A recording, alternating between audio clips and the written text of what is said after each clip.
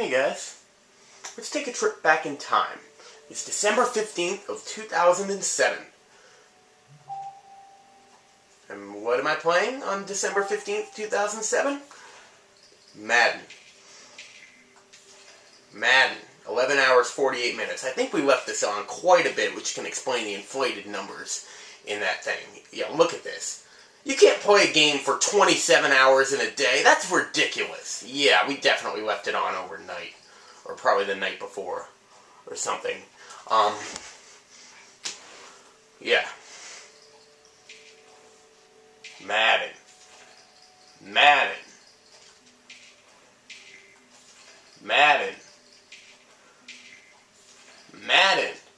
And then finally, I go away on a trip, get some new games, and come back. So maybe now we're playing less Madden, or at least this is just me.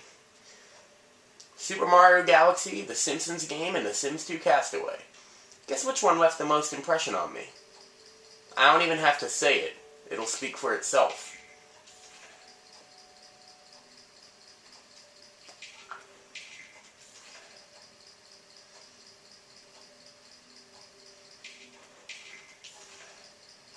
It wasn't until 3 days later I finally played one of the other games again, but then after that, back to Galaxy.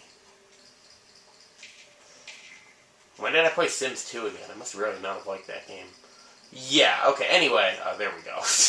The point is, Super Mario Galaxy is one of my favorite games of all time. And it's one of the only games that's one of my very favorites, and I know very well that I've yet to Let's Play. And I'm going to say something now that I'm not going to talk about the rest of the LP. I just want to address this now. Yes, I have LP Super Mario Galaxy 2, but it was early on, and I think I just did it because I was kind of in the new game mode, like, ooh, new game, I get a vibe to do this. I was playing it at the moment. I wanted to do that one first. The term I used, that it would make me wish I was playing the second one if I was playing this one, because that one was still new at the time. Okay. That is the last I will talk about Super Mario Galaxy 2 at all. We don't need to be comparing this game to the sequel at all, in fact. And this is also the first time I'll bring up something else. Yes, the stars under the word spell you are Mr. Gay. Yes, that is a well-known thing. I'll look that up. I'm not going to talk more about it. Super Mario Galaxy. What can I say about this game? First of all, I know this game is very over LP'd, and you know what else? I don't care. I honestly could care less, because I love this game a lot. It means a lot to me. I'm doing it. Each one of these files means something special to me. This is the first file I've done. Double Crown complete. I started this file even as I was playing this, like, a second time through. Yeah, I was playing the game more than one time through. That's how much I loved it. You can see the date, 5/22/2010. I played this the day before Galaxy 2 came out, and just to kind of prepare for it. And I have no idea what this is. Well, yeah. And then this is my most recent file. You could call it a practice file for the LP. I was actually racing alongside Donna and Tyler. And yes, I beat them both. So that's a bit of a reassuring thought going into my LP.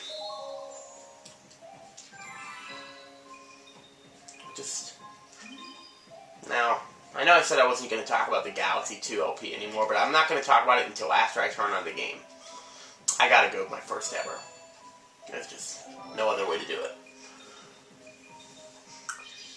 Didn't you get burned out on Mario Galaxy 2 after like 50 or 60 episodes, you might say? Yeah, I did. But there's a reason I don't think this one will burn me out as much. There aren't as many cheap, frustrating levels in this one. And there's also not the Green Star thing, so after I get 120, the LP is over. Now that is going to be a long journey, but I can do it. This game is truly exceptional. It's an exception to me not usually wanting to do over LP games, although I've done so in the past. Every 100 years, a comet appears in the skies above the Mushroom Kingdom. The comet was so large one year, it filled the skies and sent countless shooting stars raining down. the Toads brought the shooting stars to the castle where they became a great power star. After this cutscene, I will tell you about like my experiences with this game and all that, and it is just... This is just brings me back to a very magical time in my life. This is also going to be looked back at a magical time in my life because I just started college today. And yeah, it was... After I started it, it's not like unknown anymore, so I don't care how often I'm able to update this LP. You know, if I can record like once a week, that's fine. And I still have a lot of Superstar Baseball to upload, so I should be fine with that. Okay, so the first thing you're going to notice is that, well, we can play right now. You can wave this cursor thing to get these star bits, and that is going to be a function of the game the entire time. I'm sorry about that. We will fix it quickly. I love this song, and you're going to hear me say that about every song in the game, so get used to it. I might gush over this game. Usually I try not to. I might. There's no telling. I gush with Twilight Princess a lot. This is on the same scale. I have this ranked as my third favorite game of all time, behind Twilight Princess and Paper Mario: The Thousand Year Door. And here's something you might not have known. This game currently has a very prestigious honor. It was an honor that The Legend of Zelda: Ocarina of Time got in 1998 and had it for 9 years. It was the honor of being the highest reviewed game, the highest review score average of all time. The Legend of Zelda: Ocarina of Time had an average review score of 97.54 out of 100. That's pretty good. And for 9 years, it was the highest reviewed game of all time. But in November 2007, a game beat it. And you're looking at it. That's right. So if you're gonna, go by critic reviews, and fan reviews for this game are glorious too, then Super Mario Galaxy pretty much is the best game of all time. I understand that it might not be your favorite. Hell, you might even like Mario Sunshine or Mario 64 or Galaxy 2 better. That's fine. But, well, Galaxy 2 is something I'll talk about later. I definitely like this game better than 64 and Sunshine, even though 64 has a lot of nostalgic value to me. This game does too. I know that 2007 is not usually nostalgia to people.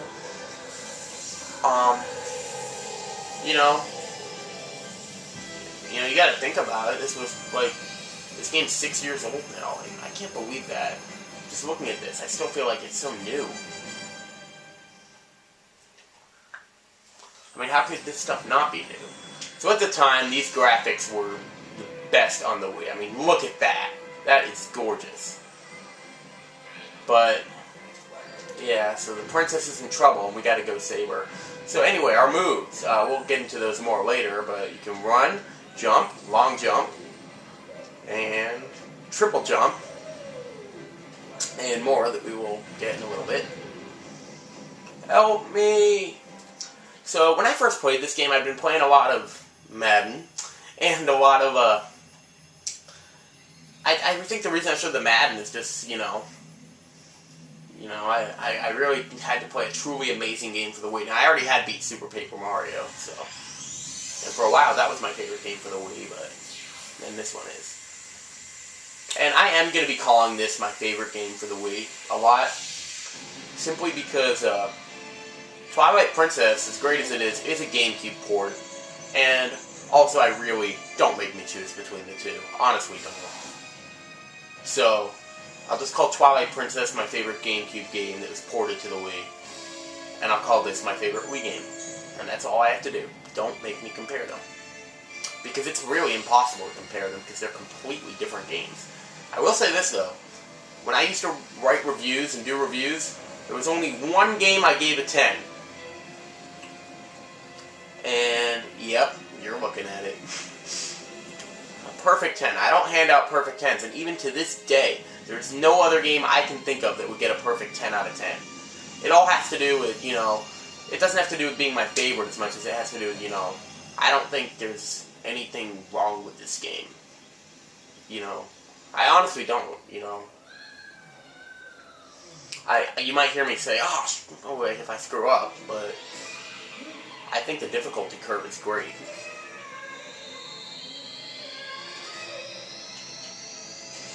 I don't think it goes like from.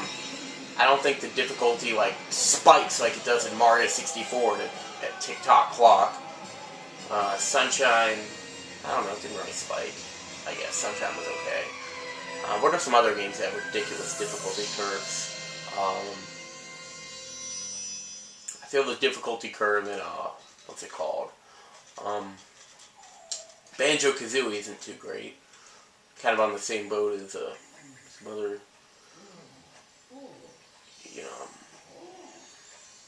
What else? I hear Zelda 2 has a terrible difficulty curve, but, well, that's neither here nor there. Okay.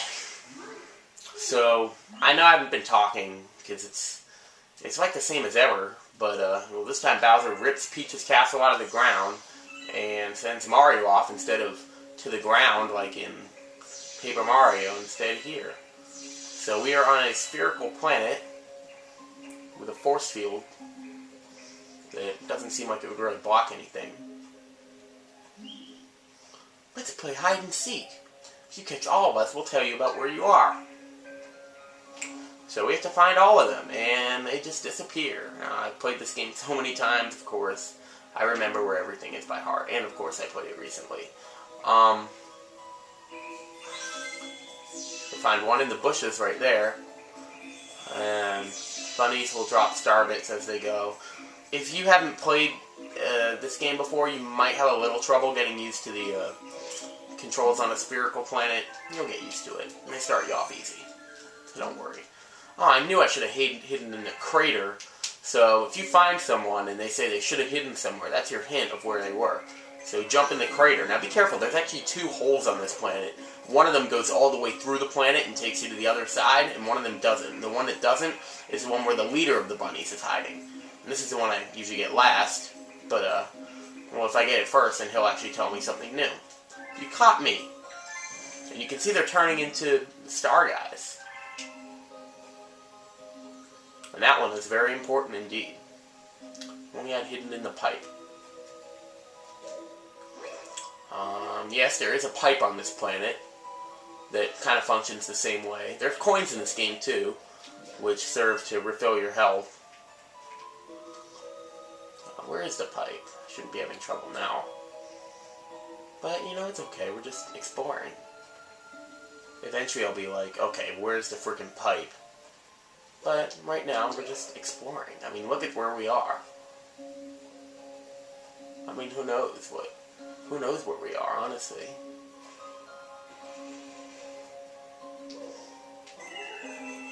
Oh, I see the pipe. See, we just have to get a better view of things. Weird, because there are actually 2 pipes. I think I would have found one of them. Oh well. So we chased the bunny. I think we're only been 13 minutes. Wow. Now you don't know why yet, but you do want to get as much of those things, which are called star bits. You want to get as many star bits as possible. Wow, you caught all of us. Maybe you really can help Mama. And it's also worth noting that yet another reason this game is so special to me. Well, first of all, I'll finish what I was talking about.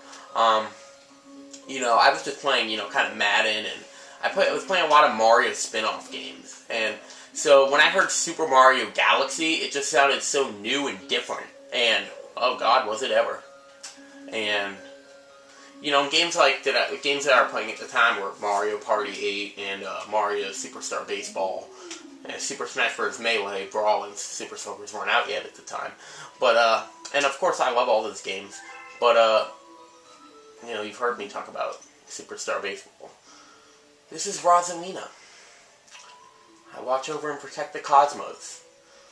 To save your special one, you'll need the power to travel through space. So the first LP I ever watched was... See, that's back, like, when I was searching for, like, just the game, and I wanted to see other people play this game, too. And it was actually a blind LP. It was a semi-blind LP, because he had a practice file, but he wasn't doing things in the exact same order. But the first few episodes were completely blind. And now that leader of the rabbits is actually the star thing called the Luma, it's going to give us the ability to spin. And it's a simple ability, but it's You'll see all the different times it can be used and the different varieties in gameplay this game has. So you do a quick spin, but you can't spin again until you see him come out and in. So this is a great sidekick, you know? He's just there to help you. He's so cute. Shake the Wii remote to spin into things that look breakable. You can even spin enemies to stun them. That's it. Let's go. So yeah, this game just had so much of it. Like, it really, you know, if I can kind of steal a quote from Donna Bell's LP, which was her first LP ever.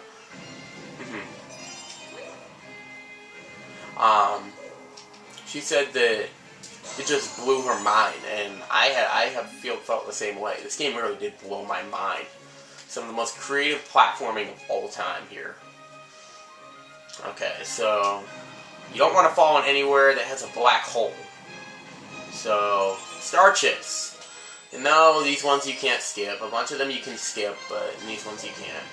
Now, since this is my LP, I think that I will be showing star chips and not the skipped ones. Okay. So, we have a trap Luma here, so this is... We'll find out later this galaxy does have a name. It's called the Gateway Galaxy.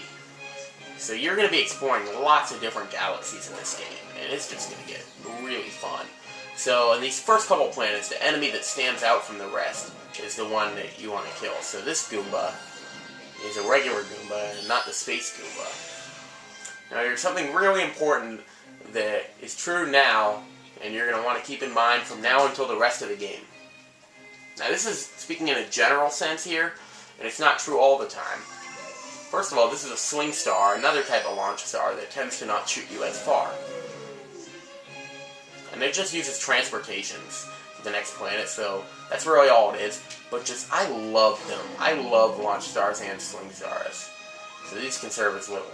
He would tell us about them. But yeah, so if you spin to kill an enemy, then they'll drop star bits. Well, if you jump on them, they'll drop a coin. And I took my first hit.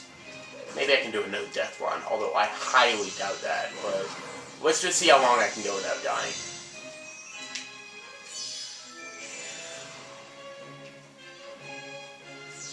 And we have another awesome music track. This game also has maybe the best soundtrack of all time. Either this or Sticker Star. And I know. Yeah, I know. Sticker Star versus this. And of course I love this game a lot better than Sticker Star. I'm just talking about music. I do like Sticker Star. Some things can't hold a candle. You can't compare apples and melons or oranges, whatever. But, I've never liked this Luma because the other one's all thank you, and he's like, this guy's, hurry, we've been waiting for you. Yeah. And that is a grand star. Yeah, some of the stars, like the other Mario games, you get stars, but the very first star we're getting is a grand star, which kind of just looks like a bigger shine sprite. So you have to step on these flip switches and turn them from yellow on to blue, which is off. I always loved the sound effect these made when they were being turned off. Later you're going to turn some on. Oh, well, we didn't want to turn that one on. But I love the sound effect when they're being turned off, and somehow I end up back at the top again. Oh, no. Jeez. Okay, I'm screwing up slightly. But as long as I can go and not die, that's fine. Like, especially here when you have to step on a bunch of... And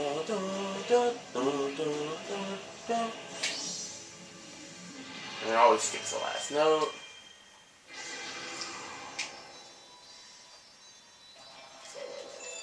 And we get the Grand Star.